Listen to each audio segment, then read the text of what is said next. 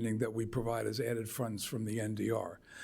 I have made it clear to the developer that the remaining funds will have to be covered either by them or to go to the state, which is also a contributing partner in this, but it's not going to come from us.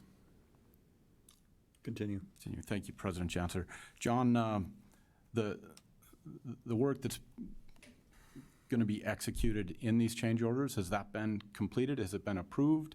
Or, I'm trying to get a sense of when we're approving this in the... Oh, no, this is all, nothing has been done. This is all prospective. Okay. I did have CDM Smith, because they do have staff that are expertise in this. I did have them vet it, review it, and they signed off on it in writing before I brought it to you. Okay. Continue.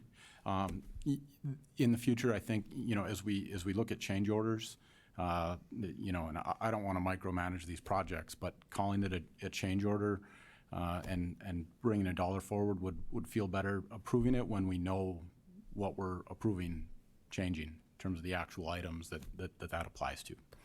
So fair enough. Further discussion, Alderman Straight. Thank you, Chairman Janser. I guess just my comment, I received a phone call from Mr. Walker, who's out of state, just kind of sharing some of the thoughts about this project, and having been up there, having met with city staff and the Park South folks with some of the issues around the sprinkling. This is an old building, and some of these things, to John's point, have come up, and it's a much bigger lift in the renovating and retrofitting of the building. And I appreciate you, John, being transparent and speaking to the details, and also to Alderman Walski's concern of what exactly the funds might go towards. But I'm supportive of this now, because I still feel like this is a good project, and I don't know if any of you have been by it recently, but it looks really good. So I just wanted to share that I'd spoken with Mr. Walker. Yeah, it's coming along well. It's a lot of work. Further comments?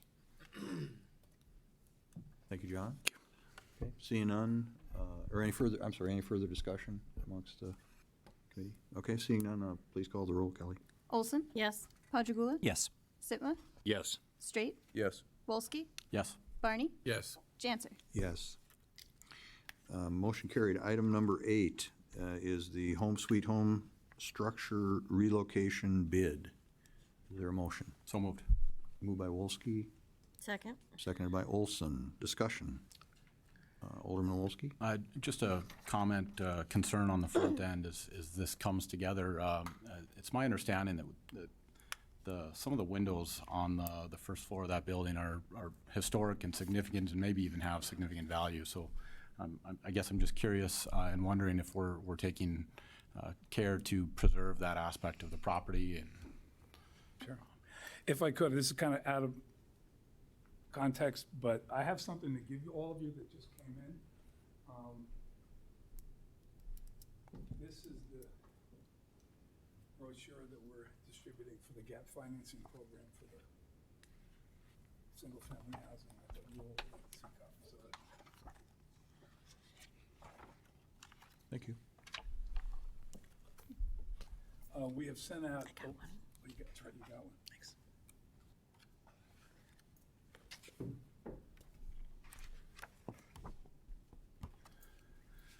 Very briefly, CDM Smith was able to identify more than 700 homeowners that are potentially eligible for this, and we've sent this brochure out to them. And we're going to continue to market the program as much as we can. Now, to President Janser and Alderman Walski, to answer your question, this is being driven by an agreement that the City Council approved prior to my coming, and was executed between us and SHPO, the State Housing Preservation Officer. Part of the stipulation in that agreement is that any move we do of this house has to preserve the exterior of the building. And so the bid is taking that into account. And that's why this cost is going to be so high. Our estimated cost is, and again, this is all going to be CDBG, NDR funds, is probably north of $600,000. And that's primarily because of the need to preserve the exterior facade of this property. So yes, that is definitely going to be taken into account. I had heard at one time that there was question as to whether the structure could be moved because of its potential weaknesses or age or,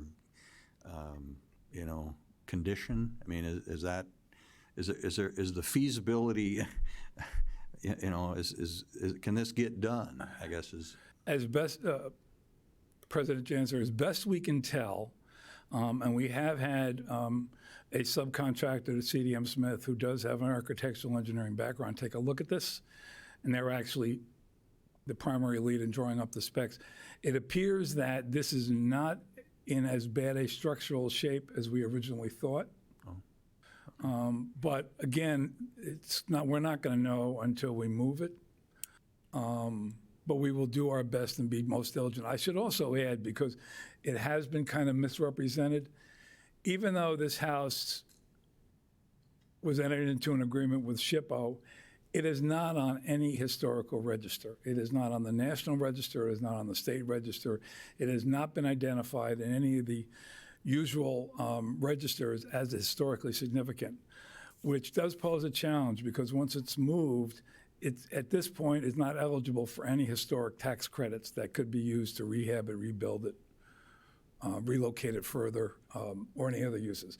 Now, it may be something we can look at once we've moved it, but I just wanted everybody to be clear that just because SHPO decides that something is historic doesn't mean it's actually eligible for any of the benefits, and currently it's not.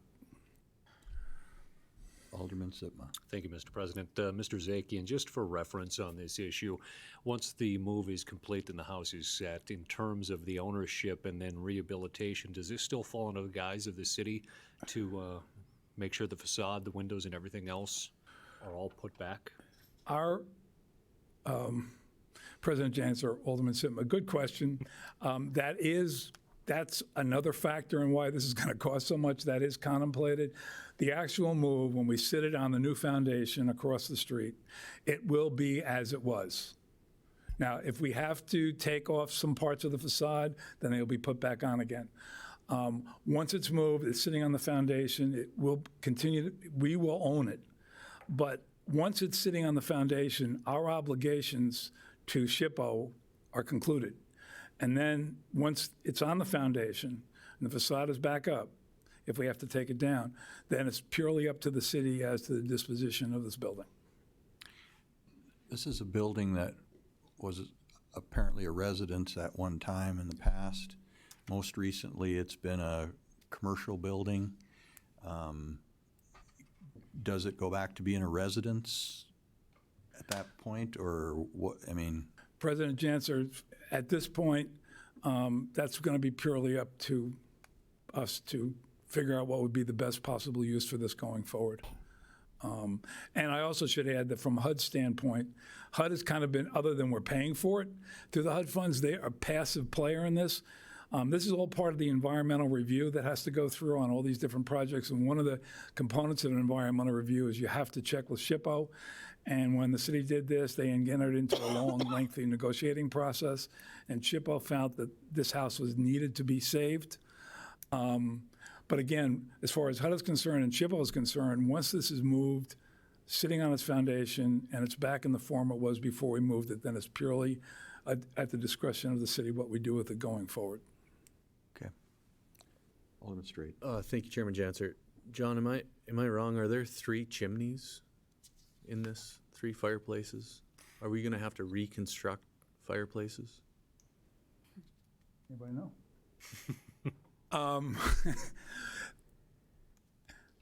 I don't know the, President Janser, Alderman Straight, I don't know the answer. My general answer is that we need to move it as it is.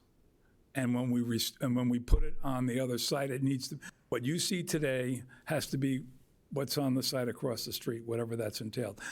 The design, there'll be a design that will go with this bed, and that will reflect whatever is the current structure of the house. So if there are 3 chimneys, then yes, they will have to move with it. That's the agreement we have with SHPO. Alderman Straight. Thank you for the continuation, Mr. Janser. I guess looking ahead, I'm curious, 1, how we're going to handle this, and 2, it's not ADA accessible, right? So Correct. at some point, that's going to be a question, I guess, in terms of the city's responsibility. If we're going to own this thing, that's going to cost us a tremendous amount of money, obviously, which it is. What is our long-term strategy going to be for the additional costs, not just for the operation and maintenance, but getting it to a point where it's ADA compliant? I'm just curious about that. Mr. Barry, maybe you have a City Manager. Thank you, President Janser. And Alderman Straight, you've asked a very good question. We've debated this quite a bit internally. At this point in time, it's our intention, of course, we'd need your permission to do this, to, once we fulfilled our obligation in relocating the structure, to then immediately sell it. That way, we would avoid additional costs associated with rehabbing it to meet ADA accessibility requirements and other requirements that come with having it used as a public facility. So we have no intentions at this point in time to use it as a public facility. That goes in regard to not just the requirements that we'd have to upgrade its ingress and egress and exiting and all those kinds of things, but also movement through the home is not going to be compliant either. Your stairwells, widths, steepnesses, those types of things would all have to be rehabbed as well. So it really makes no sense using the facility at this point in time as a public building unless we want to invest considerable resources in bringing it up to those kinds of codes since it is being moved. Mr. Zakian, if I could, so in the agreement, or at the point of the agreement with SHIP, and I remember doing this, obviously. I can't recall. Was there some justification on their part based on historical events, or or is it just completely an arbitrary judgment that that structure has historical value and needs to be preserved, or how does that work?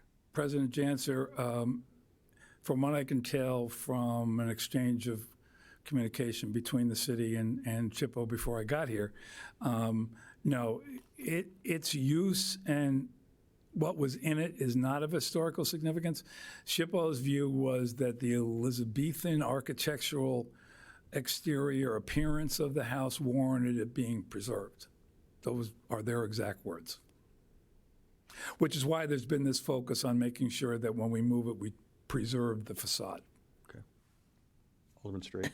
Thank you, Chairman Janser. I guess, John, when we get to the end of the NDR process, and are we going to submit some feedback to the federal government about the learning curve for a small municipality such as ours, that yes, we're grateful for these funds. However, this is to me, an incredible absurdity and waste of dollars that I understand we have to stick to the Uniform Act, and we've all been to these public meetings, but this seems to be one where we need to give a little reflection to the federal government that I feel like the folks that watch these decisions that we make and give us their feedback, they're going to see this as, here's the city wasting the NDR dollars. And I guess it's just a thought that however we provide the review back to the federal government at the end of this for the learning curve, I hope that we can have an honest conversation with them about what we've learned and what some of our challenges are. President Janser, Alderman Straight, I don't like, as you've heard me say often, I don't like Monday morning quarterbacking. But if I had been here when this conversation first started, I would have fought having to accept this as historic designation because it's not on any register. I think it's a weak argument that the architecture represents Elizabethan architecture. But again, SHPO does, in the context of HUD rules, to further what you're saying, yeah, we're stuck at the end of the day. I could have pushed back, which I think you all know me, I can do really hard. And if SHPO dug in their heels and said, nope, it's either this or nothing, we had no choice. And I suspect that may have happened in this case. I did have, when I became aware of this, several conversations with SHPO, and it kind of made it clear to me. So yes, I would agree with you. And there is the opportunity to debrief HUD.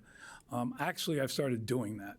Mostly verbally, but certainly as we get closer to the end and we have more experiences, we can actually point out to them rules that may need to be adjusted, changed, or amended based on our experience. And I will say, we're probably one of the, you've heard me say this, one of the smallest grantees, but exponentially, much higher cost levels. This problem is also being encountered with much larger grantees, so we're not going to be alone. So we won't be a lone voice. So yes. Thank you, sir. City Manager. Thank you, President Janser. Alderman Straight, I just wanted to add to what Mr. Zakian said. Both he and I are new to the city, and we both had the same concerns about this particular structure and how this obligation came to be. That ship has sailed, and Mr. Zakian is correct. We're not completely aware of the circumstances surrounding the agreements that we entered into as a city, many, many years ago. However, point of context that has been shared with me in regard to the arrangement that was reached was that SHPO has to be consulted with all of our projects. And we were doing an enormous project downtown with the downtown renovation. And I think it was our effort to continue to try to work collaboratively with the State Historic Preservation Office and allow for some additional project work to continue, and in being good stewards of the community resources and whatnot.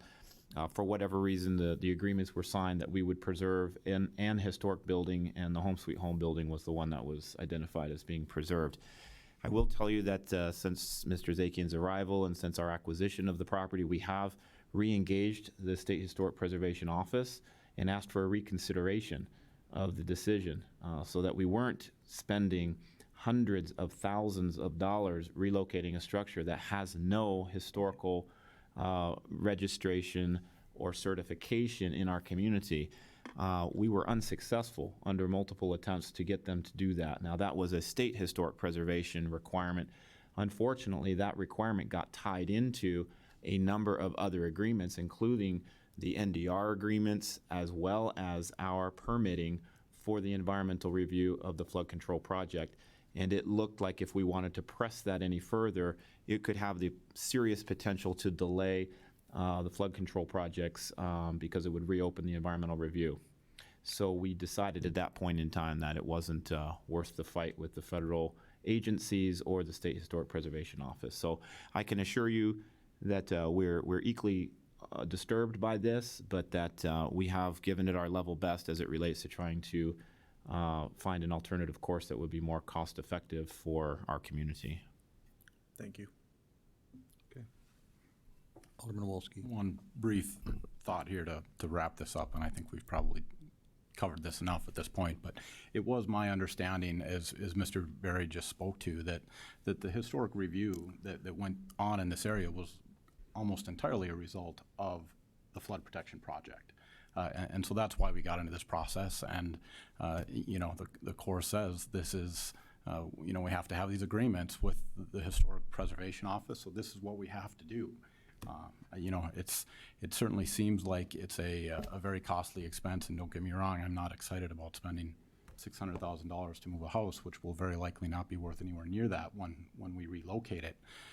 But this is the cost of the project. This is what we're doing. This is flood protection in my mind. So, Okay. Any further questions for Mr. Zakian? Thank you, John. Thank you. Any further discussion? Seeing none, please call the roll. Wolski, yes. Barney, Yes. Janser, No. Olson, Yes. Padragula, Yes. Sitma, Yes. Straight. Yes. Motion carried. Brings us to item number 9, the Odor Control Improvements Project, number 4305. Is there a motion? Motion to approve? Moved by Second. Sitma, seconded by Padragula. Discussion. Alderman Wolski. President Janser, a quick question likely for Dan, I assume.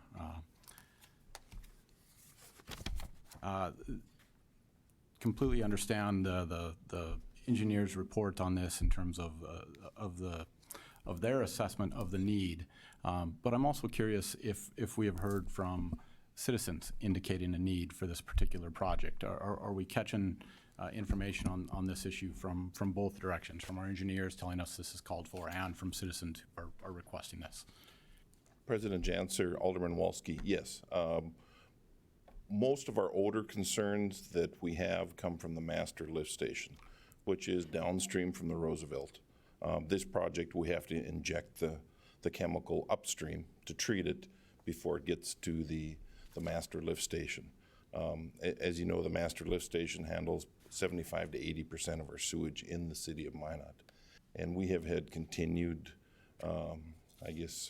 concerns from the residents, Pure Honda, the business out there, the Caterpillar, a lot of the other residents that's out along 46th Street with odor concerns.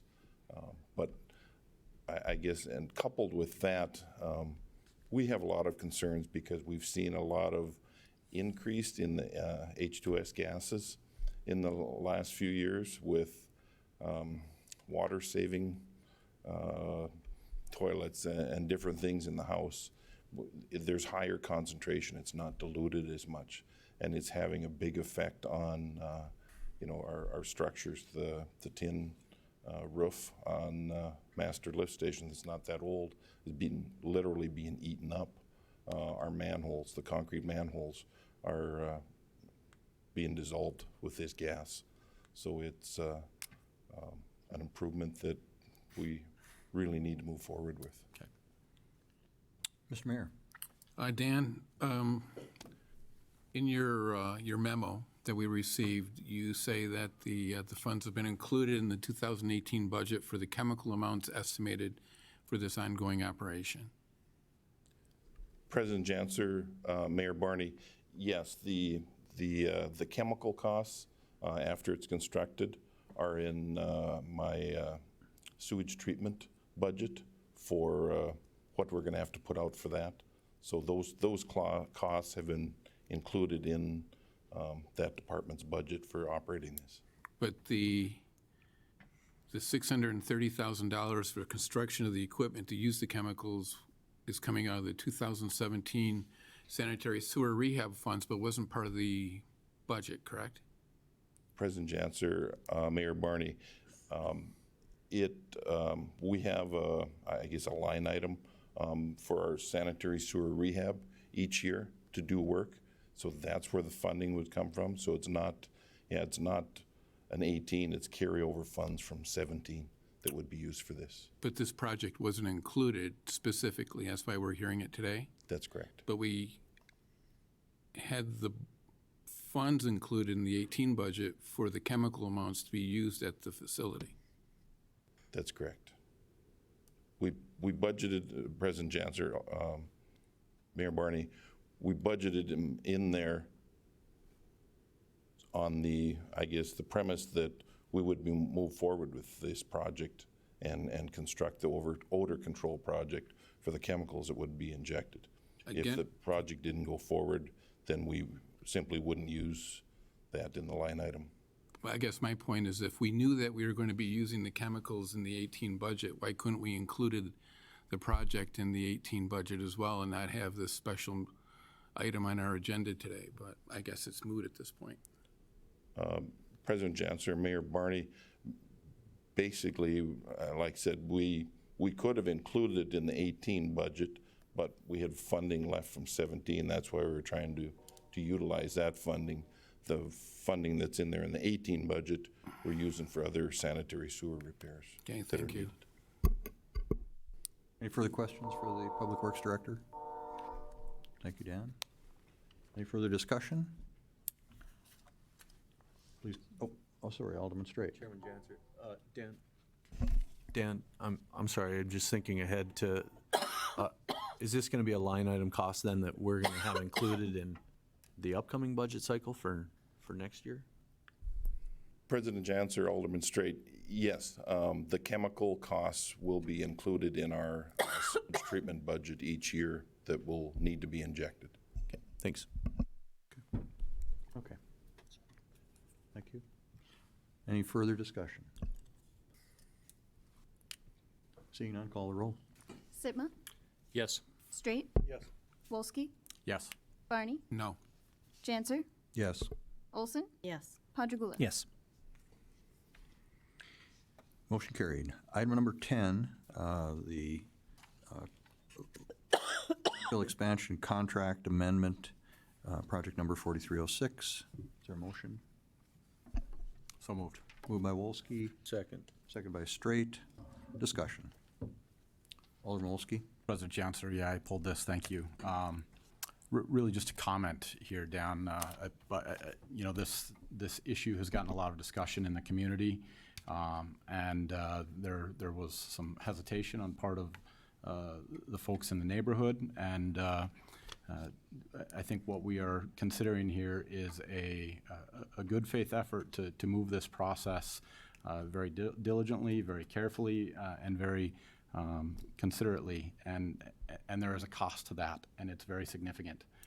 And so I just wanted to call attention to the fact that, you know, we're slowing this project down, we're taking a very close look. People get frustrated when things don't move fast, but sometimes they don't move fast because we don't want to make mistakes. And that due diligence costs money. In this case, that due diligence costs $130,000. So I just wanted to share that as a part of this conversation. Any further discussion? Seeing none, please call the roll. Wolski, Yes. Barney, Yes. Jansen, Olson, Yes. Padragula, Yes. Sitma, Yes. Straight. Yes. Motion carried. Brings us to item number 11, the 31st Avenue Southeast Reconstruction, Broadway to 13th Street Southeast, Engineering Section Project number 4331. Is there a motion? Motion to approve. Motion by Sipma. Second. Seconded by Olson. Discussion. Alderman Wolski. President Janser, a brief comment for Lance moving forward, and Dan, as you guys consider all these professional RFQs. You know, we've had this conversation a little bit over the last few months regarding contractors in terms of tracking performance and keeping an eye on performance versus expectations. And if we're going to be doing that for contractors, I think it's appropriate that we consider how we're going to do that for these professional service companies as well. So I just wanted to share that thought. Any further comments or discussion? Okay, seeing none, I guess we're ready to vote. Call the roll. Sitma, Yes. Straight, Yes. Wolski, Yes. Barney, Yes. Janser, Yes. Olson, Yes. Padragula. Yes. Motion carried. Brings us to item number 13. This is going to be a GIS presentation. City Engineer Lance Meyer.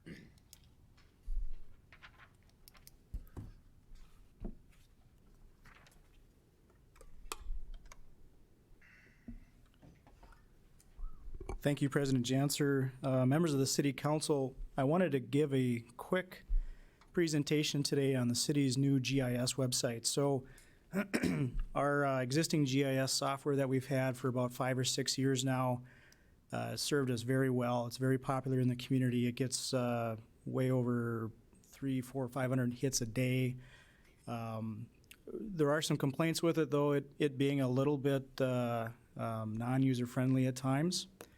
And people are used to things like Google Maps. It's quite a bit easier to search and pan around, and you can also access that on your phone. So last year's budget, we included the dollars in the engineering budget to purchase the new GIS software. It's made by Esri. That's the industry standard GIS platform company. They can plug their software into just about anything. So from a technology standpoint, that really opens the door for us to provide a good service to our citizens and also to you.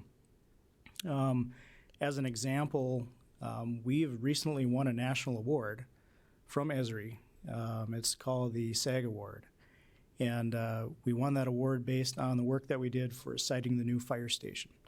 The drive time analysis that we had done to help site that and then show those results to the community really put us over the top, and so we won a national award. So I think that just goes to show how well our new staff working with this GIS, how dedicated they are and creative they are, and I want to show you a couple things related to that. So at this time, things are a little bit rough, but as we implement this, we'll eventually try to put something, on the splash page, front end of the website, so that it's easy for people to get to. But what I wanted to show you today, it's underneath the city's GIS webpage.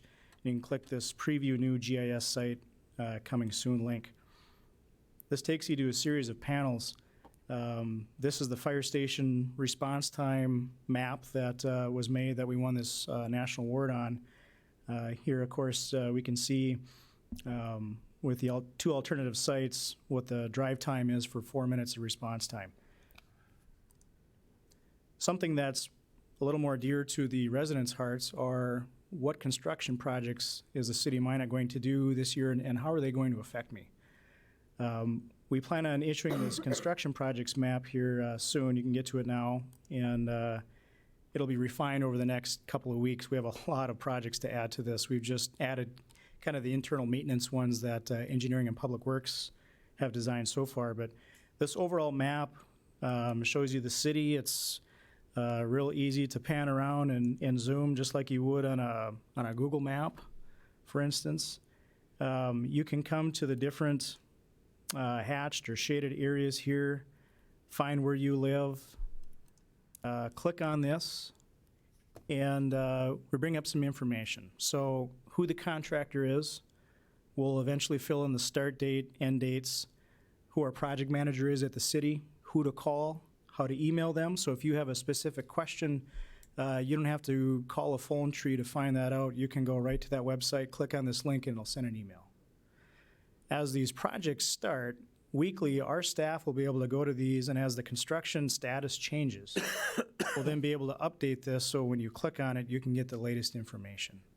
So whether constituents call you, you want the information, or just anybody from the public wants to know what's going on, they can go to these maps and find that. Now, for instance, if you're a new citizen to town, you might look at this aerial and have absolutely no idea where things are at. That's okay. You can come over here and type in your address, just like you would on a Google map.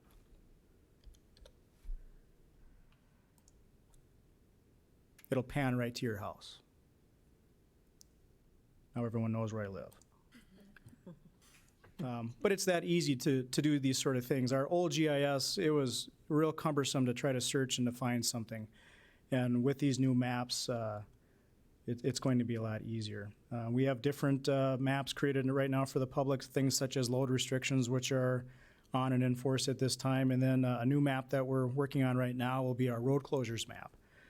So for instance, on April 9th, this stretch of 4th Avenue is going to close for the flood control project for a week. So you'll be able to click on that, get the information, when it starts, when it ends, and then this is the detour route. So we're trying to get as much of that information out as we can, not only for our first responders who need this information, but just for the general public trying to get to and from work.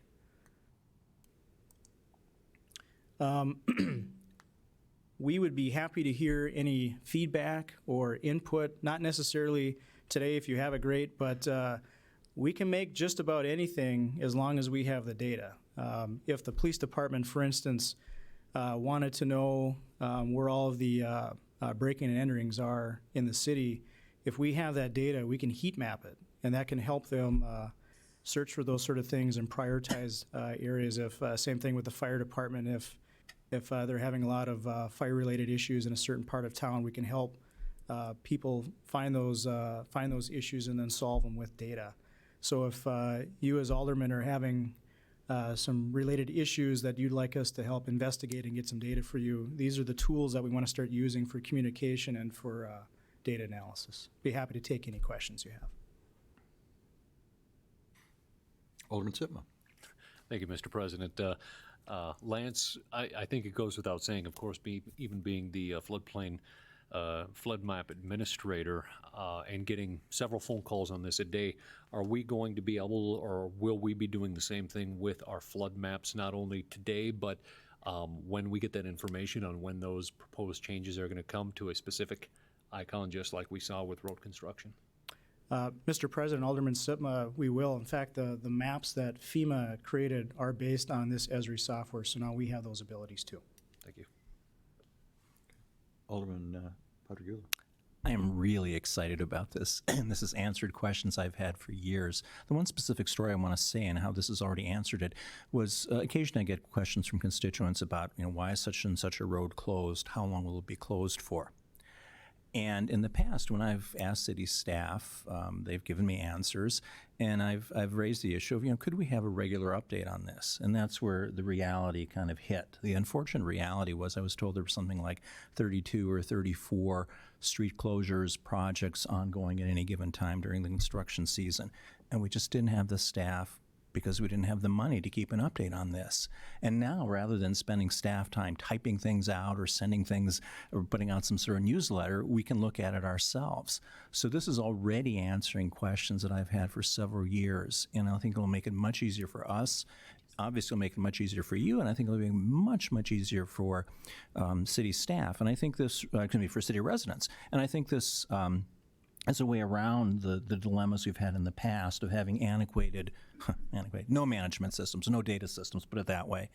And instead of having to spend money on staff and print things and send things around and email them, it's going to be there for all of us to use as needed.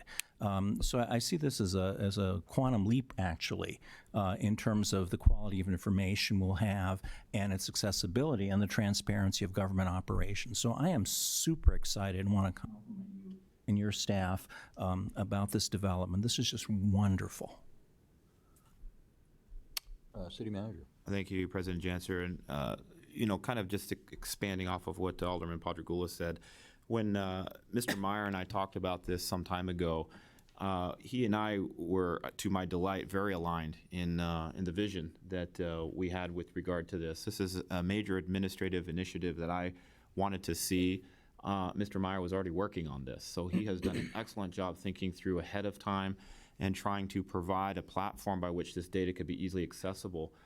We've also talked about its expanded use, including things like deployment of certain types of staff resources, for example. I know in the city that I worked in prior, we used to, as he mentioned, heat map the crime statistics, and so we knew what kinds of officers to place in certain areas on a predictive front. We knew what kind of speeding areas that we were getting based on the tickets that were being supplied to us, where additional patrols needed to be, where certain safety issues or concerns were.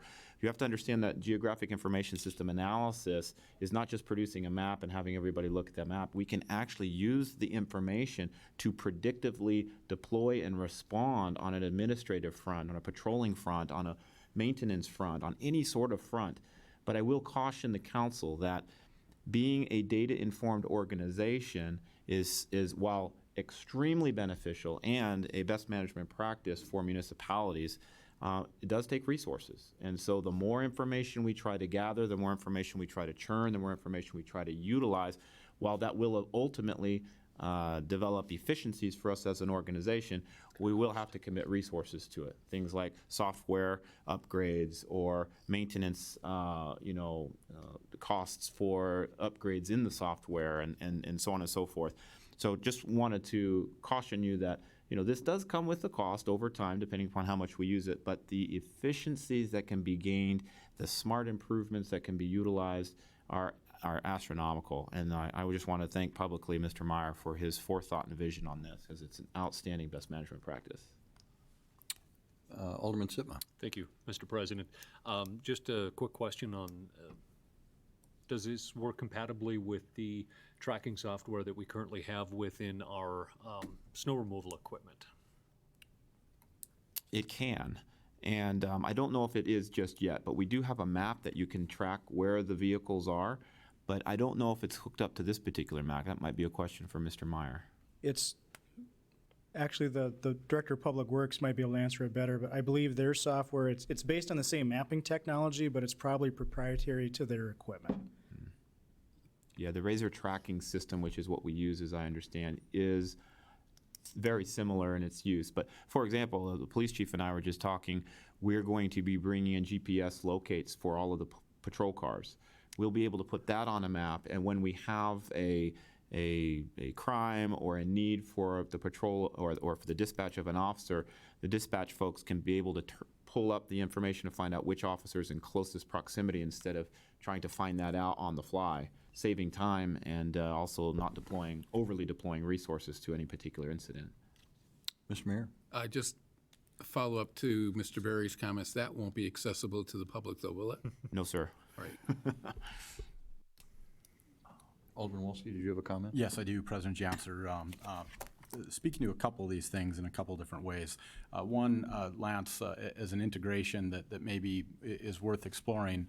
Obviously, I greatly appreciate Mr. Sitma's comment in terms of speaking to the merger between the Razor tracking system and this system. The more we can bring these different platforms together under one, we're going to see a lot more adoption from people, from citizens. Speaking to that same idea, when I previously lived in Charleston, their GIS system was also integrated with their property tax records and assessment records, which was, speaking from a citizen's perspective at that point in my life, was very convenient. And I appreciated having that. So I don't know if that's an integration we're planning or is already in the works, but I think that would be great. As we get to these resource questions, maybe it's worth talking and putting this issue onto our next liaison meeting agenda, because I know the county also operates their own GIS system. I don't know how well ours integrates with theirs, but maybe there's an opportunity to capture some resources that we're perhaps paying for twice and get all of these systems holistically working together. My final comment, Mr. Hackett, I know you're back there somewhere, but this little moment in this discussion strikes me as a very good YouTube video to cut out and deliver itself as some of the steps the city's taking to improve the way we do things. That was high-tech. Mr. President, Okay. Mr. President. Any further? Mr. Meyer. Sorry. To Alderman Wolski's point, we did try to partner with the county. They run the exact same software that we have.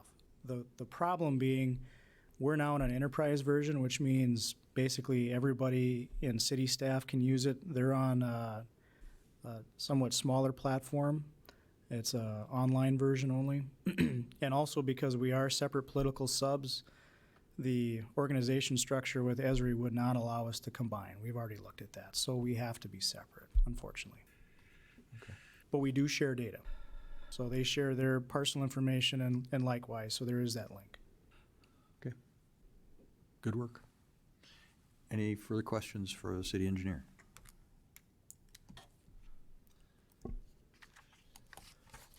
All right. Did you have anything further, Lance? I'm good. Okay. Thanks. All right. Thank you very much. That takes care of item number 13. Item number 14 is a information or discussion item related to the recent visit by the IEDC team and some potential follow-up steps from that. Mr. Zakian. President Janser, first, on the Opportunity Zone, I want to emphasize the potential significance that our getting qualified for this designation means for the downtown. And if I start throwing out acronyms, you can throw stuff at me. In the U.S. Treasury Department, recognizing downtown Minot Census Tract as eligible for the Opportunity Zone, it also means we are now eligible for a wide range of federal programs that we were previously not eligible for. The New Market Tax Program, which is the equivalent on the business side to the Low-Income Housing Tax Credit Program. It creates potential opportunities for additional new investments in downtown Minot. It also makes us eligible for our banking partners to invest in the downtown and actually receive grants from the federal government for the investments that they make in the downtown. It's called the Bank Enterprise Program, BEA program. It's under the CDFI fund, which is part of the Community Development Financial Institutions Fund, which is also under the U.S. Treasury. It also means that if we move forward and in one way or another create a nonprofit economic development organization, we now have the ability to have that organization become a community development financial institution, which means it can become a lender pursuant to the U.S. Treasury and access grants from the U.S. Treasury to capitalize revolving loan funds. I just wanted to share that as an example of the potential multiple benefits as we move forward in securing various designations and in becoming more strategic. The other thing, I just want to start sowing a seed in your minds, because it'll happen sooner rather than later. Presuming, and I will never totally presume, but I think we're in good shape, that the governor, when he does submit his list of census tracts to the U.S. Treasury Department to be designated for opportunity zones, that we will be included. The next step after we are recognized by the U.S. Treasury Department as a opportunity zone, we're going to have to create what's called a CDE, a Community Development Entity. It's generally a 501c3 nonprofit corporation. That is the entity that will be the beneficiary of any and all investments that are stimulated by the Opportunity Zone program. And very briefly, the Opportunity Zone program, the theory behind this, subject to federal rules that'll be coming out in June, is that investors, businesses, banks, financial institutions, anybody with money that wants to invest in a capital project in downtown Minot will get all kinds of exemptions on capital gains and related taxes from the federal government as an inducement for investing in the downtown, which will open up another whole venue of opportunities for us to do public-private partnerships. The other reason I wanted to bring this before you now is my sense was, from all your feedback and the feedback I received from the IEDC, the International Economic Development Council team that was here, was that there was a lot of energy. There clearly are opportunities as well as challenges, and I think the importance is that we continue to move forward, at least in progressive steps, waiting for their final report, which will come in June. That is the current target deadline.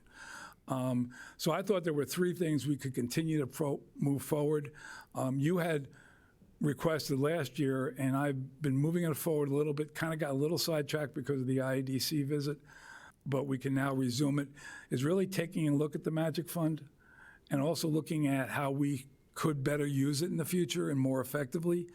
And also look at the relationship of MADC and what their role is, both with the Magic Fund and just what their role is as an economic development entity in the city.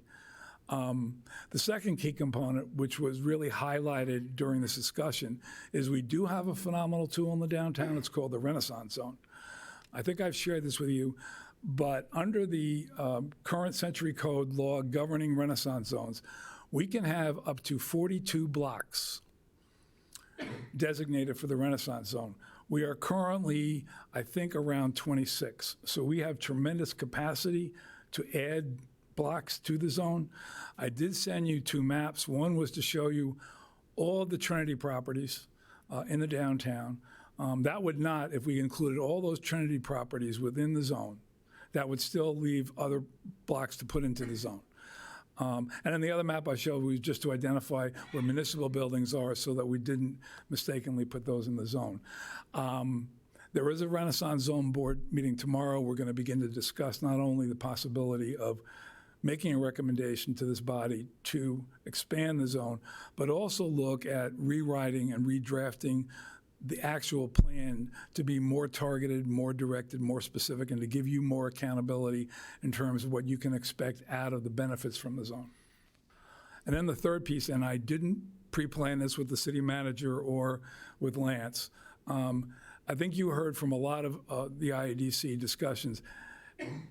In economic development, a mantra is data drives destiny, the 3 Ds.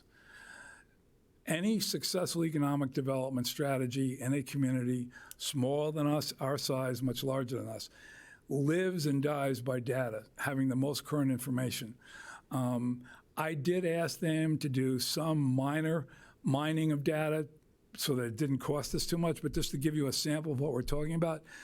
And one of the things we found is that this city is getting younger, significantly younger. And by the way, that fits in consistently with what we've been hearing from the independent school district in the last several years about growths in the kindergarten enrollments and also in the elementary school. It's consistent. For economic development, just as a quick example, what that tells us is that we need to pay more attention to a younger population, mid-30s, low 30s. What is driving them now? What really do they want? Are they the entrepreneurial movement? And if they are, is that something we should increasingly put more focus on? I will tell you, ESRI is an excellent platform. A lot of economic development organizations actually contract with ESRI. ESRI, you can either have a passive or an active relationship. A lot of what Lance described to you and the city manager described to you is a passive relationship. And what I mean by active is you can actually buy ESRI services and their data maps, and they'll populate it for you. So if, for instance, we wanted to find out the current trends from the U.S. Census Bureau on where we are today, we could buy modules from ESRI. It's more expensive than what we're currently incurring, but it's what a lot of cities use. So the third thing I would like to do is explore various options that the city might be able to engage in order to get current data, and bring that back to you with cost options and sources of options. It was not easy, I will tell you. It was a learning experience. It was not easy to get us qualified for the Opportunity Zone, but it's not impossible. But I will tell you that situations like that going forward, if we actually have access to that kind of data immediately and quickly, we can be a lot more responsive to meeting needs or opportunities we can take advantage of. One last note. I think it was last week, the state issued the most current data for counties, and it showed a slight drop in Ward County's population.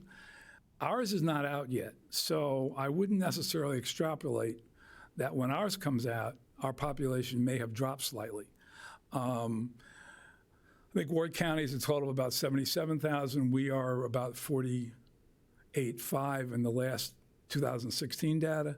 The 2017 data for this city will be released in mid-May, and we'll have a better picture there. But again, that's another example of we're a totally different data set than Ward County, so there may be value in us doing that too.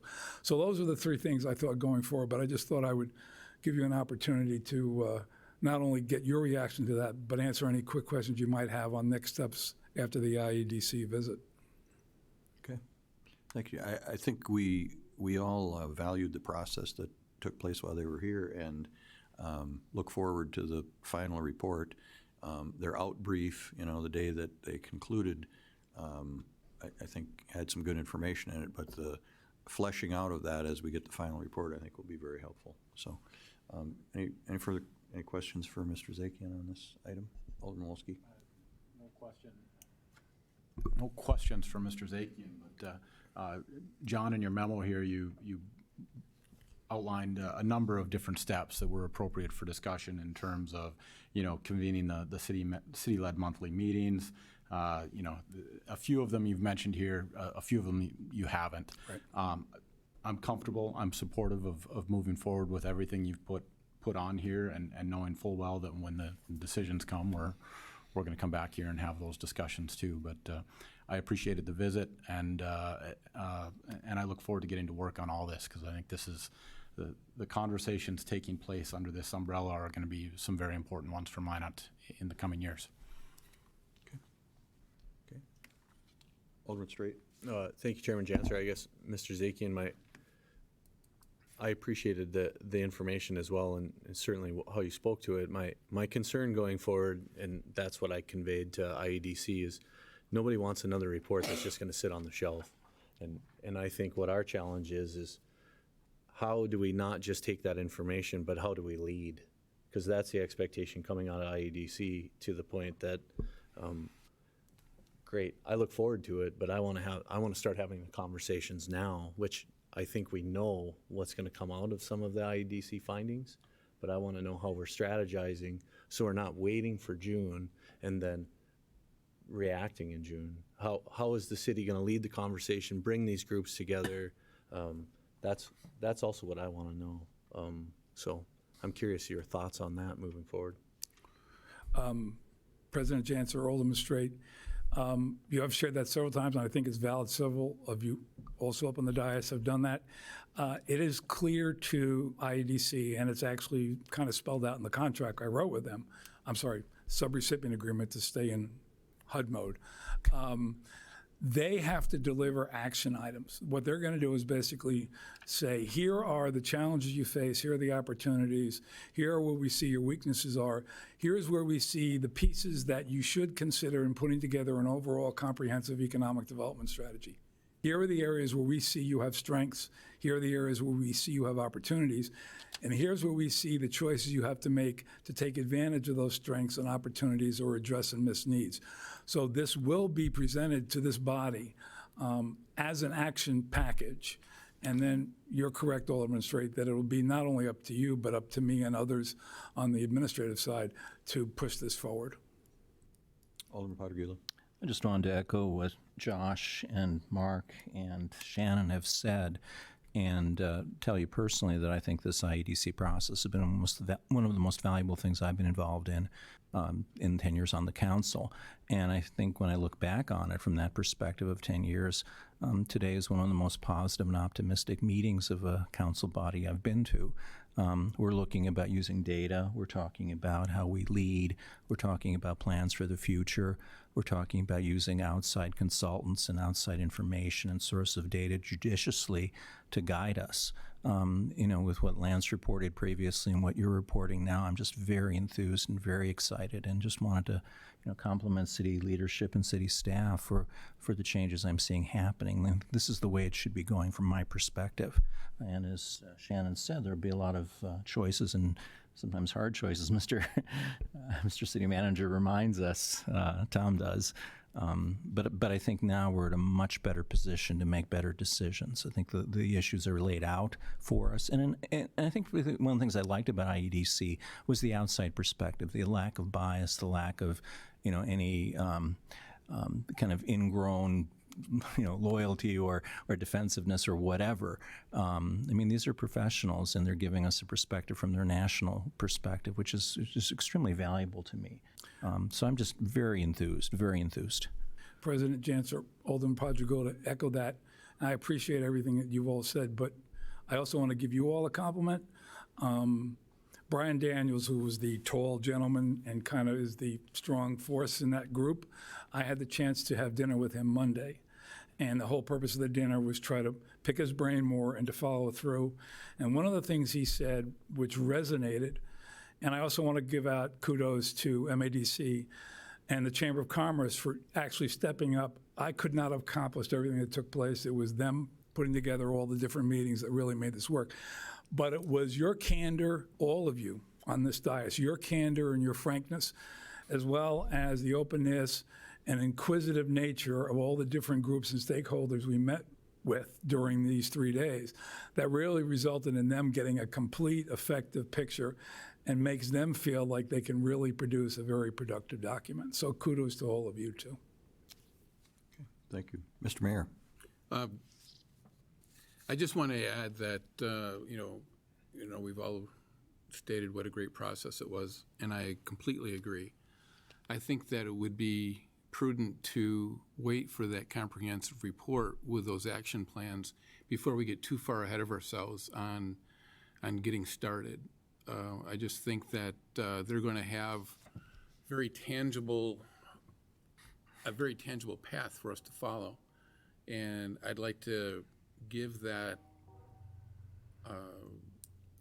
credence and review it and then move forward. So I'd prefer to wait before we get really engaged until we get that report from that group, because I think, like everybody else, that it's going to be very explicit as to where our strengths and weaknesses are, and which is critical for us to move forward. That a lot of them we knew about, but we've never really discussed in a comprehensive view of the city before. So I just think that would be the best way of moving forward. But patience isn't always our virtue.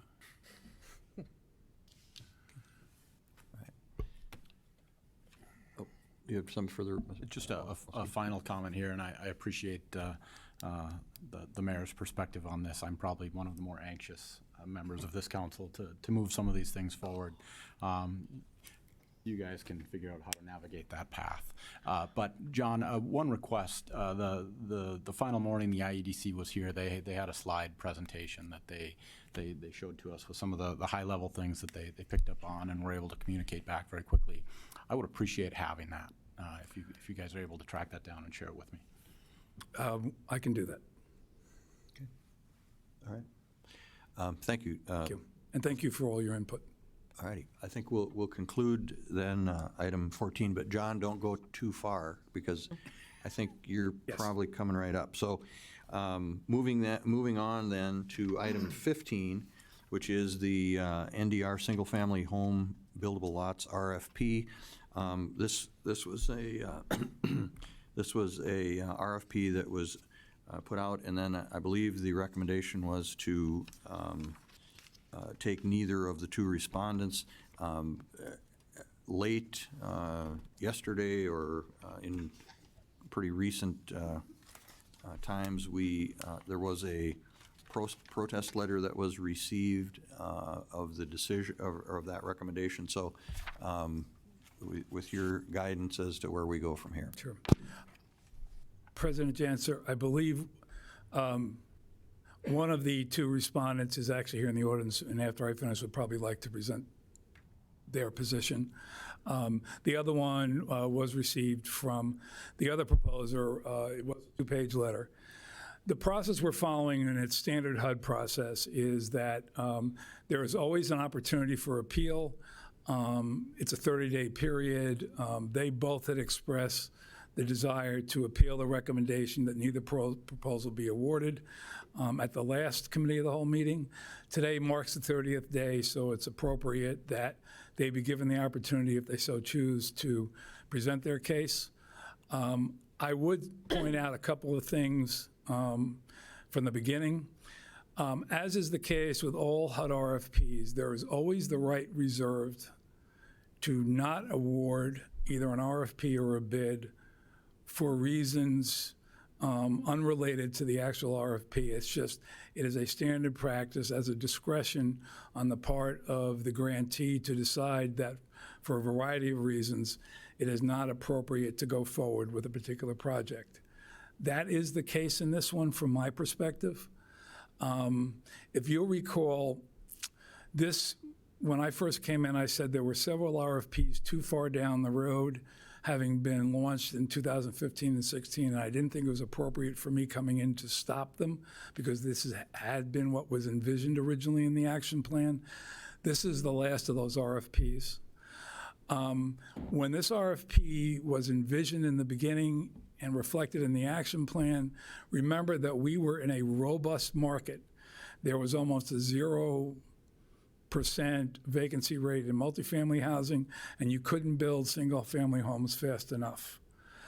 It had also been contemplated back in the beginning in 2015 that the funding that would be made available for the acquisition of properties with the NDR would be $20 million in NDR funds and $60 million in state funds for a total of $80 million, which would create a significant potential client base in order to serve in moving them out of the buyout areas and into single-family homes.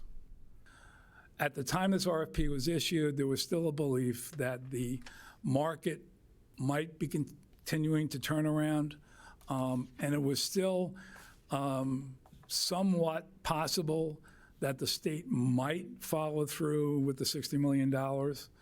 So that was the basis of allowing the RFP to go through. We stand here today, and actually I could stand here 2 months ago.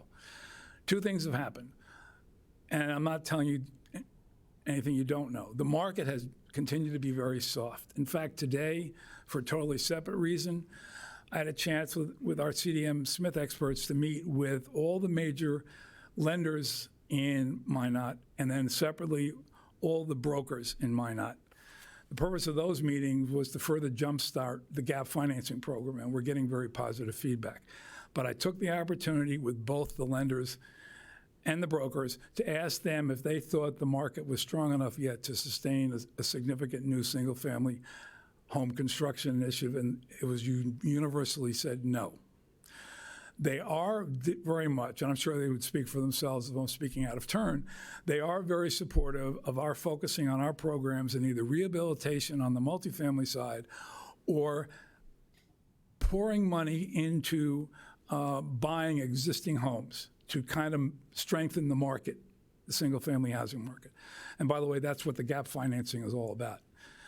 The second thing that has become a reality, it's no secret, we're not going to get $60 million during the NDR period from the state as match. I'm, again, not going to Monday morning quarterback, but the state did make a commitment, but the commitment did not specify money for acquisition. The state just made a commitment that it would support flood initiatives. Now, to the credit of Dan especially and Public Works, we've got a huge chunk of money in this current biennial budget for the first 3 phases of the flood wall. We can count that as our leverage match under the NDR program. But that means money being going into the flood walls, counting as match, is money we don't have for acquisition. So we are no longer looking at having $80 million in acquisition funds between now and September 30th, 2022. We're looking more realistically at somewhere between 30 and 35 million in acquisition funds. Now, I will stand here and tell you that from an NDR standpoint, we will be in fine shape. We will still be able to spend all the monies in a responsible, necessary manner and serve residents.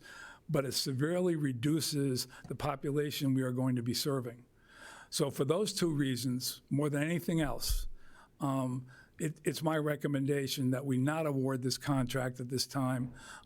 Now, 2 things could change.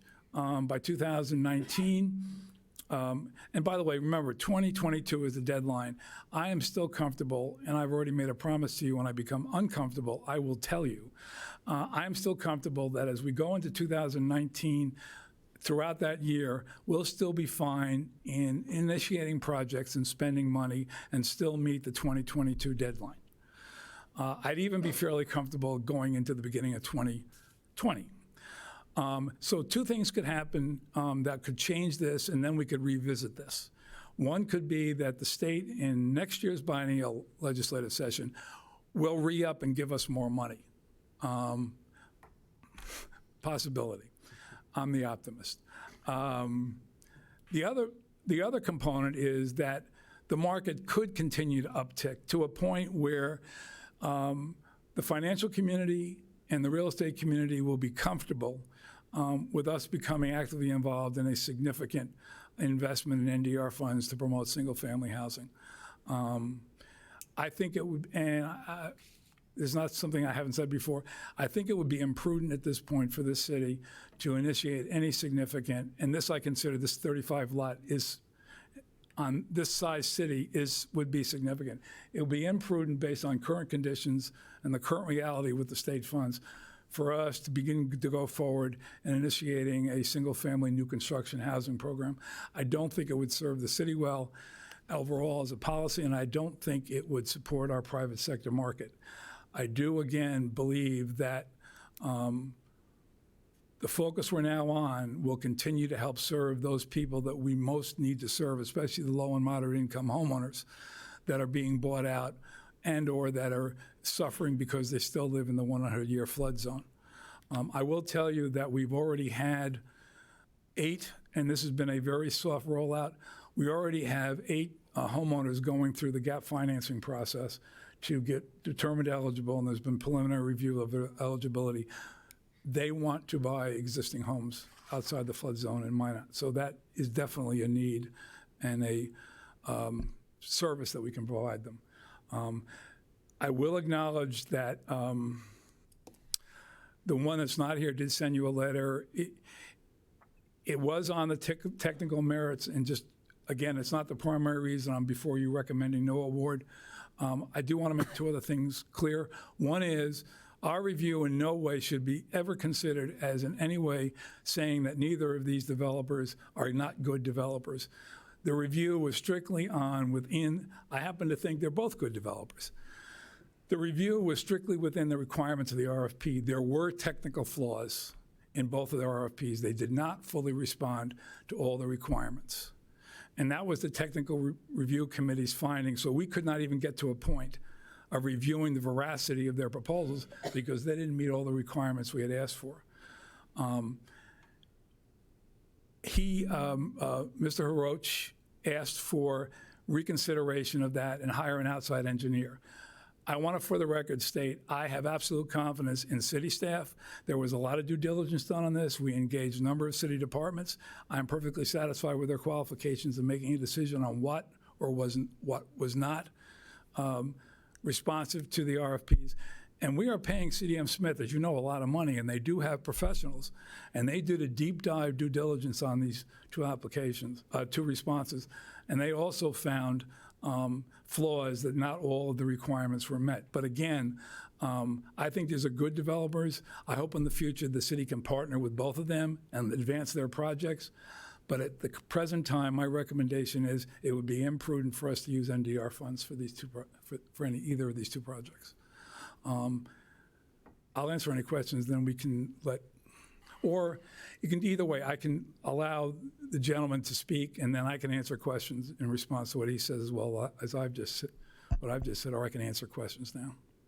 Okay, so just so we're clear, your recommendation is that we reject both proposals Right. and not award funds. There's a protest from Silverleaf Capital Group. In doing that, we would be denying their protest? Yes. Okay. Is there a motion to that effect? Alderman Wolski? President Janser, I have not had a chance to read the letter from the Silverleaf Group yet. With that in mind, I would make a motion that we advance this to Monday's council meeting without recommendation. Is there a second to that motion? I'll second that. Okay, seconded by Padragula. Discussion? City Manager. Thank you, President Janser. I think that would be wise for the council to consider at this point in time. I do apologize. We did receive these documents late, so it does make sense to give you a little bit more time to get up to speed with regard to what the applicants have said. I do believe that Mr. Zakian has made a good point, and I stand by his recommendation. Nevertheless, I think for the benefit of the applicants who have issues with this, that it makes sense to just take that extra week and review those applications and the letters accompanying those and make sure that you're comfortable. Okay. President Janser, also, if I could, for the record, because Alderman Wolski raises a good point, I want to make it clear in terms of transparency that I sent multiple communications to both of these proposers, starting from literally the day after the last committee of the whole meeting where this was tabled. I explained to them the process, what HUD expects. We have been very generous in not being rigid on what the HUD rules require. I had previously advised them that long before yesterday or today, they needed to provide in writing to the city clerk, A, that they were going to appeal, and B, the reasons for their appeal. So I don't want you to think you're being blindsided. Those were clearly stipulated to both proposers. Going back, one right off the top of my head is March 14th, and there was one, I think, 2 weeks earlier where I even more in detail reiterated. I would also say on the other side, this is fine, and if you want to, even if for whatever reason on Monday you decide you want another month to deliberate, there's no time frame on this. We have met the standards HUD requires, but HUD would be fine if there's a decision that you want to ruminate over this for another 30 days. So it works either way. Okay, fair enough. I see Mr. Feist is in the audience. Yes. Joel, did you want to speak to this matter? Yes.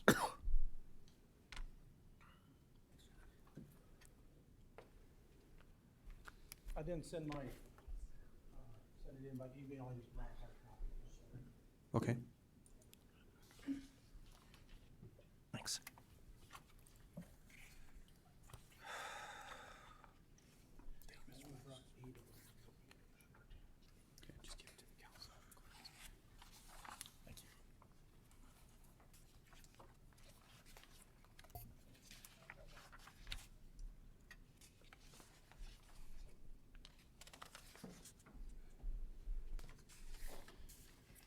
My name is Joel Feist, 1012 Harrison Drive. I'm here today representing Skyport Developers, which I'm the managing member of. Mr. President, Mr. Mayor, members of the committee, I'm just going to go through this letter that I've just handed to you, just so I can get it on the record, so to speak.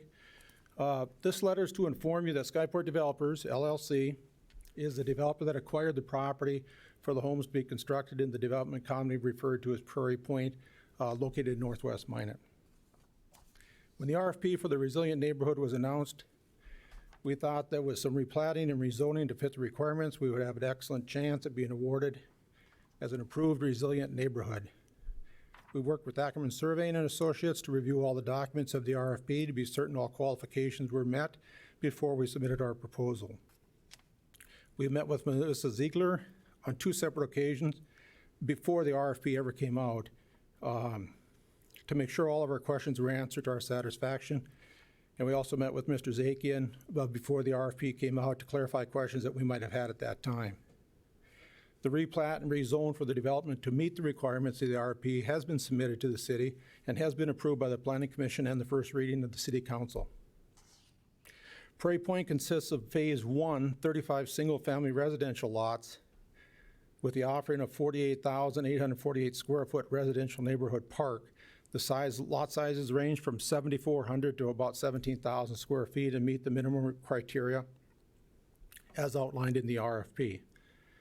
In Phase 1, there are 15 of the 35 single lots that are completed, and the remaining 20 lots have sewer mains installed, and remaining public utility installation would have started in spring of 2018, and then finalized in about 2 to 3 months. A surety bond would have been in place per the RFP. All infrastructure is within the subdivision, does not require crossing over any private property.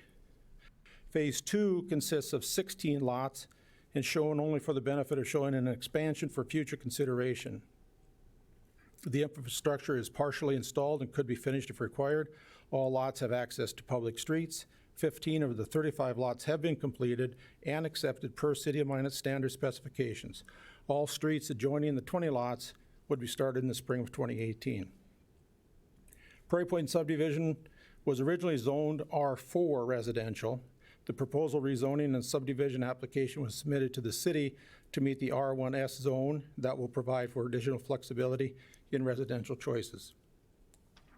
The creation of Prairie Point subdivision meets the classification in the neighborhood that serves an area with single-family residents, adjoining townhouses, condominiums, multifamily, and professional services.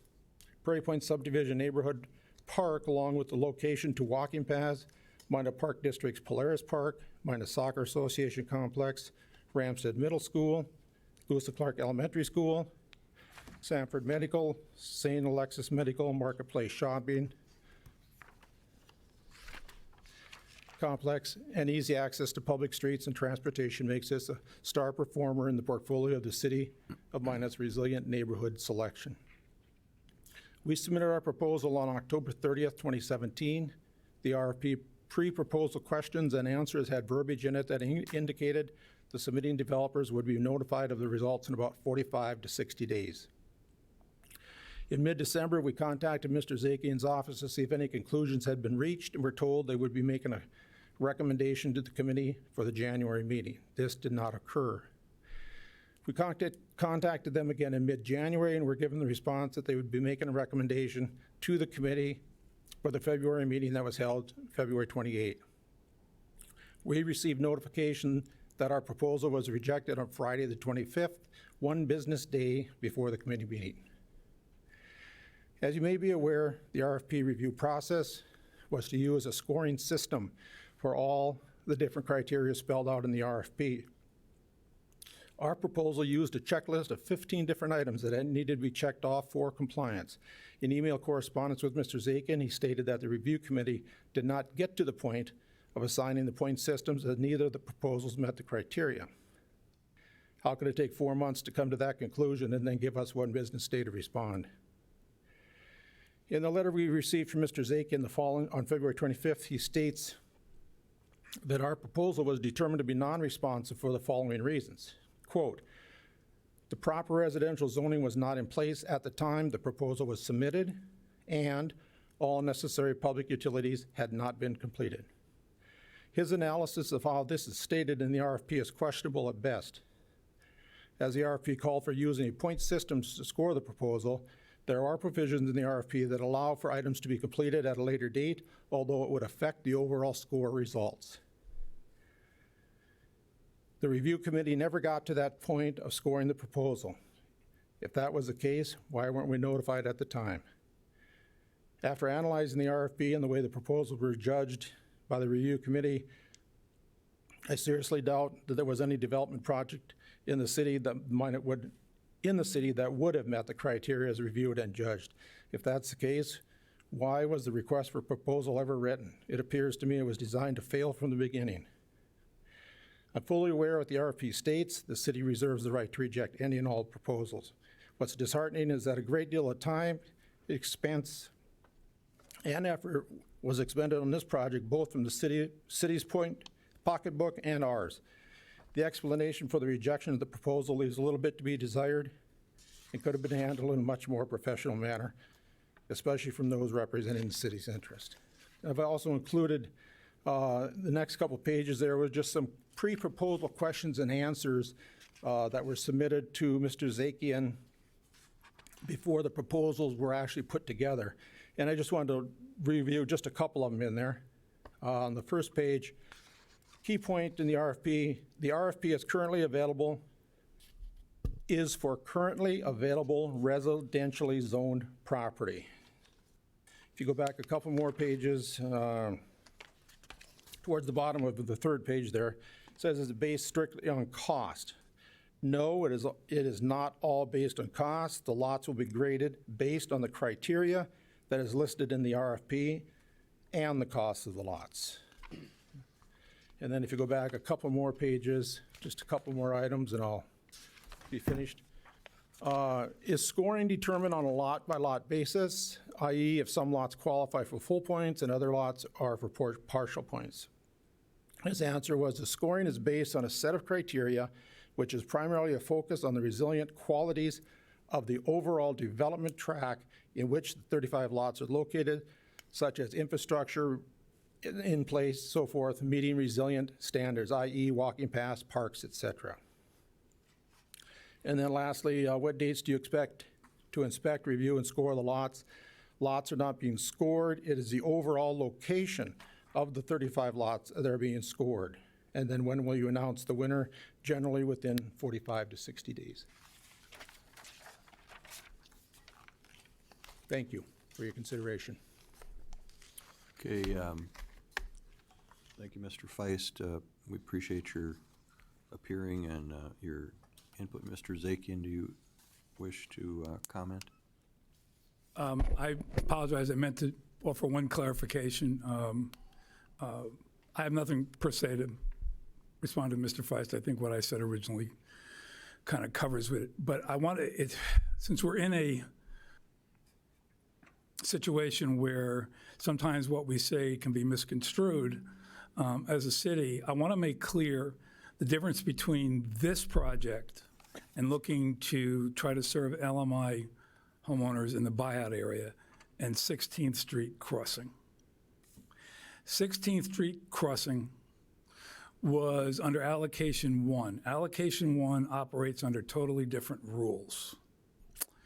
That agreement with 16th Street Crossing did not, because the rules allowed it, did not limit the developer to building and selling LMI homes only to flood-affected residents. 16th Street Crossing allowed development of low and moderate income homes to anyone that met low and moderate income standards. Because the NDR rules are different, and the action plan that was approved for the NDR rules was different. Our going forward with NDR funds requires us to connect directly serving LMI by either in the buyout area or in the flood zone, and there has to be a demonstration of direct impact in order to benefit from a new single-family home. So I just thought it was important. There's a distinct difference between the two issues, and I just wanted to share that with you so that there's no confusion. Okay, thank you. Anybody have any further questions for Mr. Zakian? Not a question, but a comment, maybe. Okay, we can get to that. Alderman Potter-Gula. Yeah, I guess I'm not sure what I seconded. I thought we were going to delay this till Monday, or is it till next month? Can you want to clarify the motion that we have on the floor, City Clerk? Yeah, I thought that we, The motion was to advance without recommendation to Monday's meeting.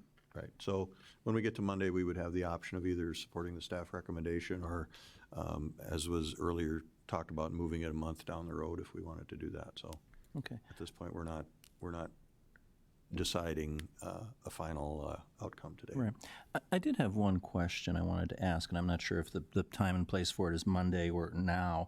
I'm not ready to decide on the merits of the case, so to speak, at this point. I can't absorb this letter and think it through, and the other letter that came in from Silverleaf.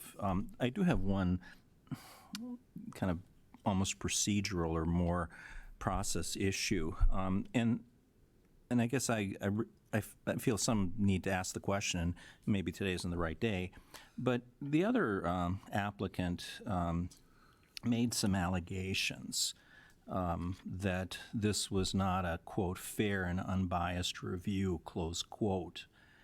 And whenever somebody makes a complaint that somehow the process is rigged or there was some impropriety on the part of the city, I feel an obligation to at least ask about that. I'm not, again, making any judgment about that allegation, but I just feel a need to bring that up and get a response on the record from city staff. Sure. That's a pretty serious allegation, particularly when we're talking about federal program, presumably federal funds, federal regulations, et cetera, et cetera. And, you know, my sense of it is that that's sour grapes. But again, I need to give some credence to the just the fact the allegation was made. Could I get a response from staff to that charge, that allegation? This was not fairly reviewed? Absolutely. I can do it right now on the record. Please. It is sour grapes. A process was followed. I appreciate the reaction of both the proposers. It is understandable. I also appreciate the time and investment they put into these two proposals. I don't discount that either. I will tell you that it is a requirement of HUD that we make sure that we do not err, and nor do we make any judgments on whether or not a proposal meets everything that is required in the proposal. So there was a very rigid review done by multiple people inside CDM Smith and the city on various components to make sure that everything that was required was responded to. And it was clear, and they were both provided with the report, that everything that was required to be responded to and to meet the minimum standards to allow us to go forward in making a decision on one or the other being awarded, they did not meet all the requirements. Thank you. I would also like to add, because it kind of fits into that, it is usually a goal, and it was my intent to have this done within 60 days. The problem was that the proposals were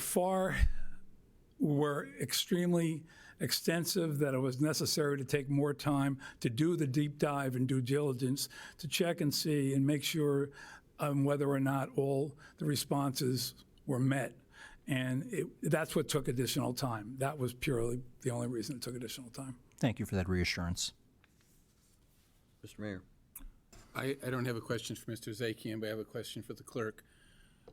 I like a clarification on the motion on the floor because we still didn't get clarity. We said we were going to move it forward without a recommendation, but then the 30 days came back into the equation. And I'd like a clarification on that. I was under the impression that the 30 days was just to submit the appeal process, and I believe they have. I don't know if that's so. If I may, I believe the motion is specifically just to move this forward to next Monday without recommendation. The discussion about, I think Mr. Zakian said it could be acted upon then Monday night, or if Monday night we feel like we still haven't had enough time, it could be moved. It could be held for 30 days till the following month. Thank you. Everybody clear then on that? Alderman Straight? Yep, no, I'm clear. Okay. Anything further on this? Alderman Straight? Thank you, Chairman Jansen. Mr. Feist, can I ask you a question? I guess I'm not trying to belabor this, but in just reading your letter and the response that was given to you of the proper residential zoning was not in place at the time this proposal was submitted, you were clearly going through making sure that these utilities were installed, correct? Yes.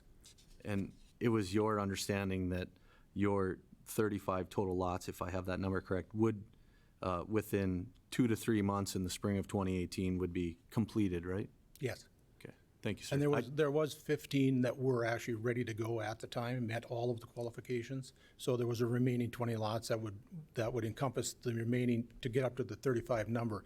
And in the RFP, that development time frame or the time frame that they estimated for those lots to either get acquired and, developed for citizens that had met the qualifications, we had to lock those numbers in for 18 months. So there was a year and a half that those lots were tied up for this proposal. If it was accepted, they would have been tied up strictly for that proposal, and we couldn't have done anything with them besides that. But that would have given us more than adequate time to put in the remaining street that had to go in.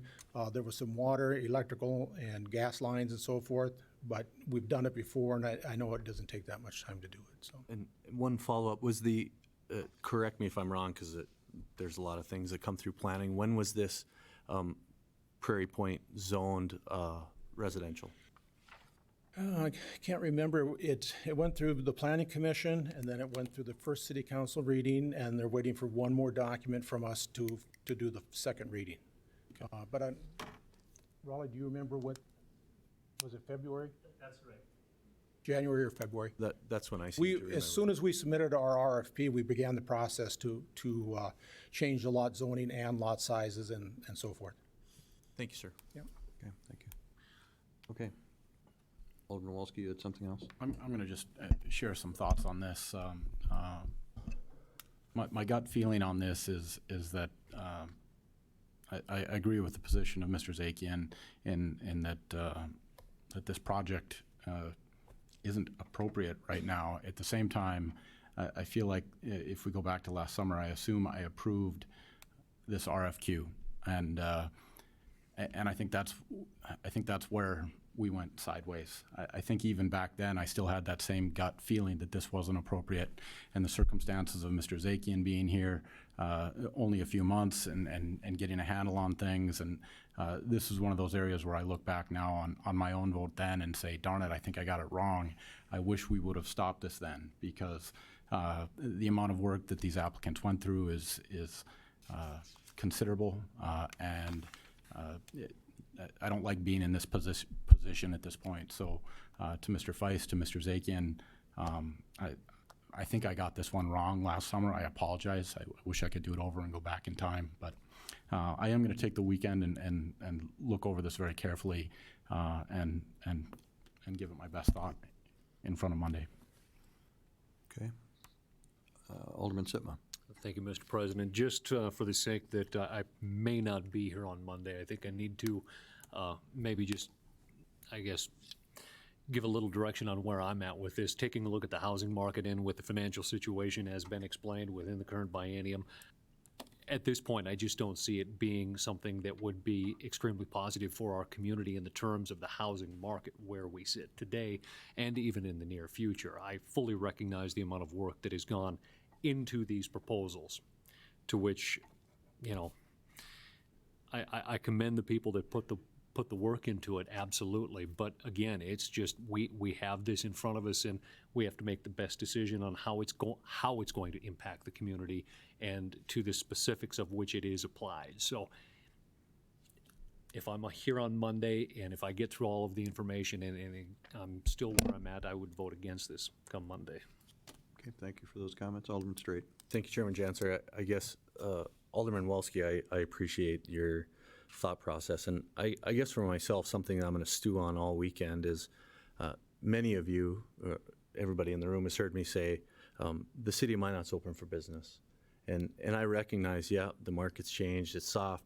We have this internal conversation up here a lot about if we're going to put the brakes on projects now and kind of change where the goalposts are midstream, I think we have to come back to the conversation about a substantial amendment change to this project, because I'm increasingly uncomfortable. I think Mr. Feist is clearly a very reputable individual within our community. People have long-standing relationships with him.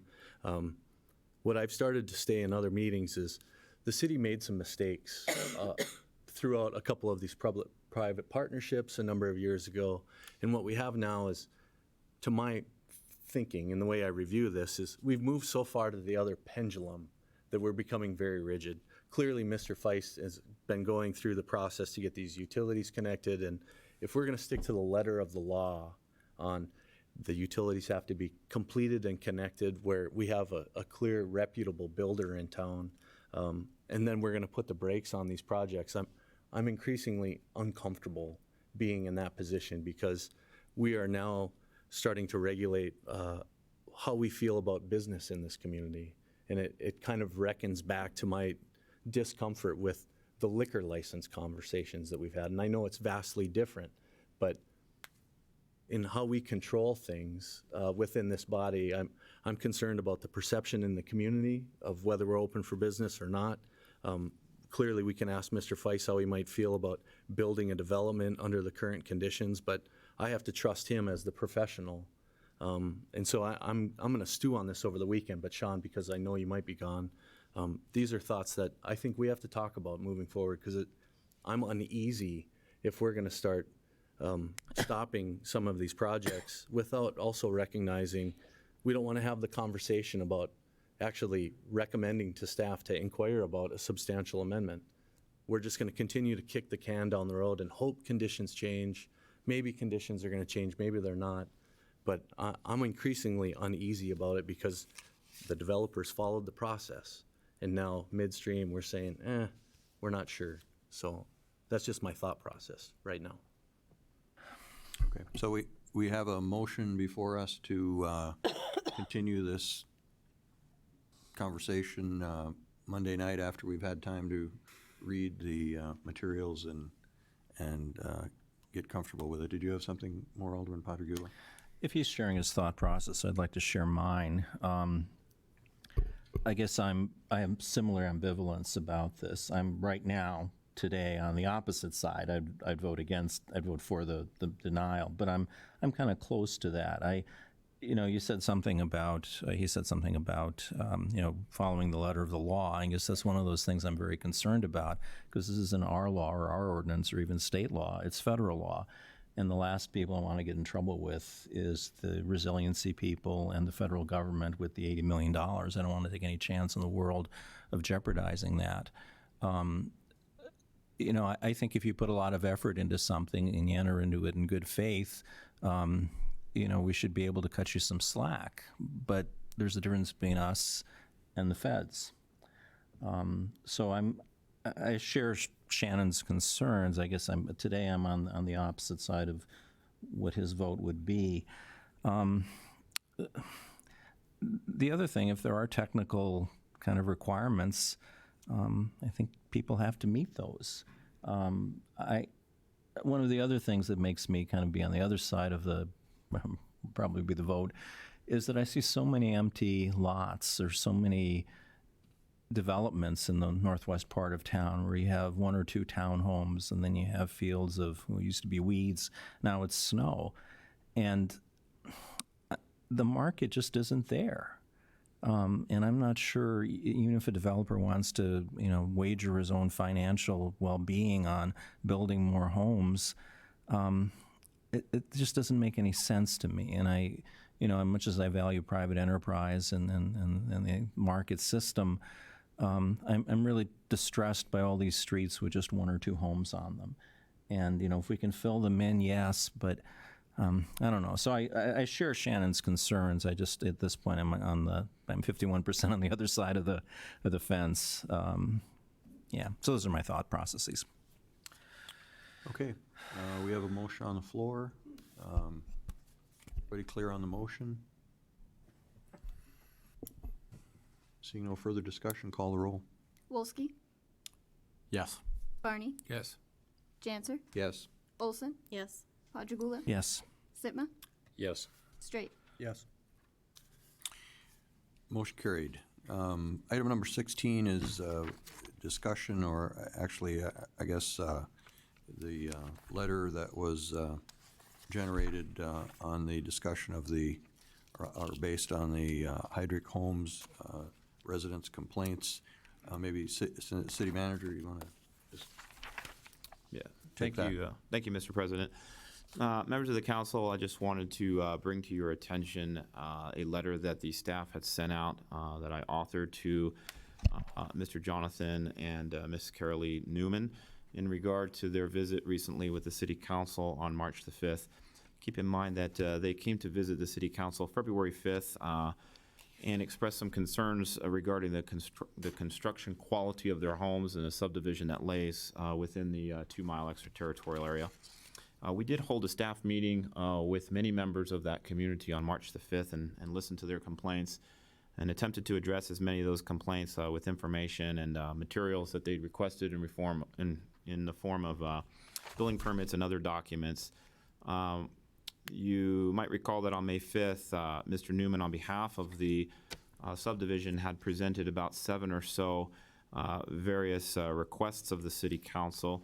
We have reviewed those requests as a staff, and we've also met with several council members, not in quorum, I might add, to talk about what to do next. And we consulted with a number of different experts, and essentially we generated the letter that's before you in the packet and sent that certified mail back to Mr. Newman and his wife as representatives of the homeowners, or essentially the development, if you will.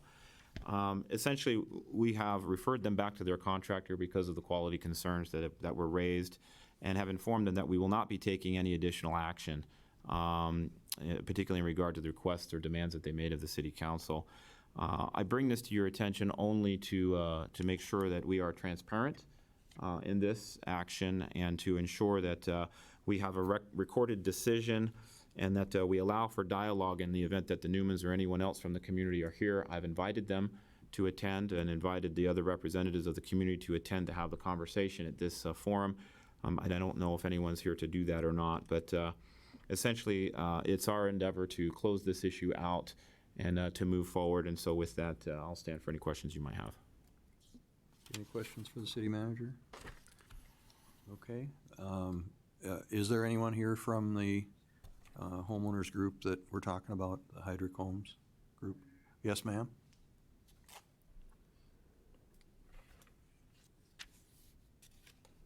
I wasn't expecting to be by myself.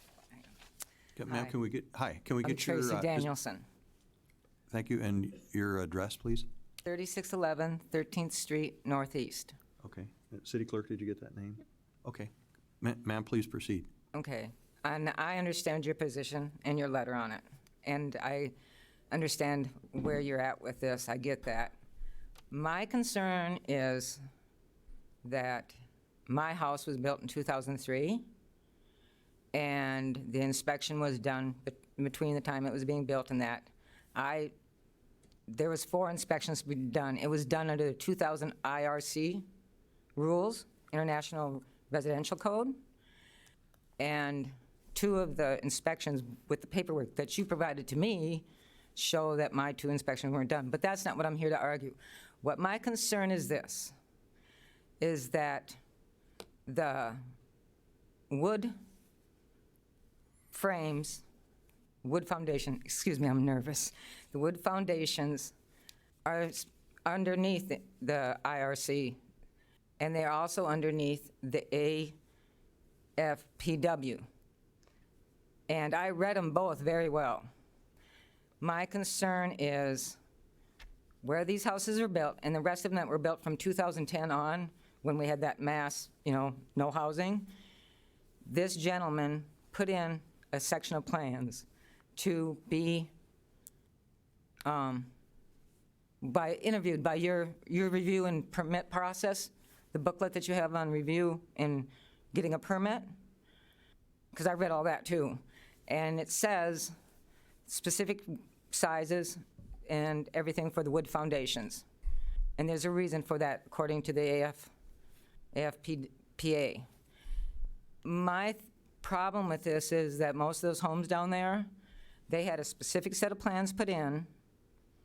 The contractor changed the size of the wood, but it was still built to code as far as the wood goes. As far as the drainage in the backfill, we're a little skeptic on that, because there's certain heights for wood foundations and stuff like that. My concern is for the rest of the citizens in Minot. Are certain plans being put in for homes? And as long as that contractor builds it to code, he can put whatever size he wants in, but he doesn't have to do it with plans, because according to everything I read, it has to be specific. So if the contractor changes those plans and uses a different type wood or a different size wood, doesn't he have to have those plans amended? I know, I don't know that you know that, but I'm just saying, I think this should be, with all the construction that goes on in this town, and with all the construction that went on after 2011, I think most of the contractors in this town are very good contractors, and when they put in a set of plans, they probably went by them. But they weren't all good. So what about the rest of the city? Do we have houses out there that had a set of plans put in, but the contractor decided to do it this way? The inspector looked at it, it's to code, but I don't know. And that's my concern. I think that's something that the council members need to look at, because they are, I don't know if you're responsible for your inspectors, but I think that has something to be looked at. You know, you cannot okay a moisture foundation to see if the foundation is moisture proof from the road. According to all the things I read, you have to be on site. The only place where you can use anything like binoculars and stuff is for a roof. And granted, I read all that stuff over and over again. I just think that this is something that the city needs to be wary of, because I don't think all these 80 homes out there with foundation problems is buyer beware, or we can't inspect every nut and bolt. I think it was, I don't know what it was, but it did happen. And now people are paying the price for it. My husband's retired. This was our one and only home. So if we have to dig up around our basement, there's no way. And everybody knows that there's no way of getting money back from this contractor. He's already been taken care of a couple times, and that didn't work for those people that did it. So this is why I think the city needs to be concerned about these inspections. If your thing says for the public safety and well-being in your Minot City for inspections, for the public safety and well-being, then they should be on site doing those 4 inspections that they should be doing, and not from a distance, and not without the plans, at least that for the foundation. That's all I got. Okay. Ma'am, thank you for your comments. Thank you for appearing. Any further comments? Okay, seeing none, we will move on to item number 17, which is the design and construction engineering for the Carnegie Center structural repairs. Is there a motion? So moved. Moved by Wolski, Second. seconded by Alderman Olson. Any discussion? Alderman Wolski? I'm working from memory here, so if it's wrong, whoever, please correct me. But I feel like we approved sort of a preliminary engineering report on the Carnegie last August or something like that. And maybe I missed it somewhere. I'm not sure if I've ever seen it or had the opportunity to review. Was that in today's packet, or? President Janser, Alderman Wolski, yes, there was funding and about $6,000 approved to have APC do a very preliminary look at the Carnegie Center as to what might need to be done so that we could put the application together for the Community Facilities Fund. We do have that report. I would be happy to forward it to you if you would like that.